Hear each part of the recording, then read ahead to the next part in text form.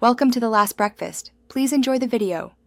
You start by verifying the phone actually includes NFC hardware and that Color OS is up to date. This prevents wasted steps. Once done, remove any obstructive metal cases and reboot the phone so services reload. Next, open Settings and use the search bar to type NFC. This speeds you to the right panel. Make sure location is enabled for some payment apps, then proceed to the connection settings where the NFC control lives. You now enable the feature. Open Settings and go to Connection and Sharing, or simply tap the search field and enter NFC to jump straight there. Toggle NFC on. The switch turns services live and the system announces the radio.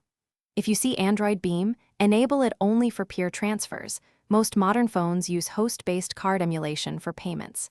Next, choose the default tap action so your phone prioritizes payments, tag reads, or leaves it idle until you choose an app. You finish by testing. Tap a contactless card or NFC tag to the phone's rear center.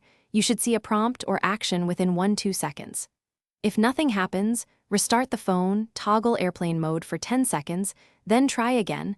This often resets radios. Also, clear Settings app cache and confirm no power saver is blocking background radio use. If problems persist, update firmware, and only as a last resort backup data and factory. Reset to restore NFC functionality. Thanks for watching. If this was helpful, leave a like and consider subscribing. See you next time.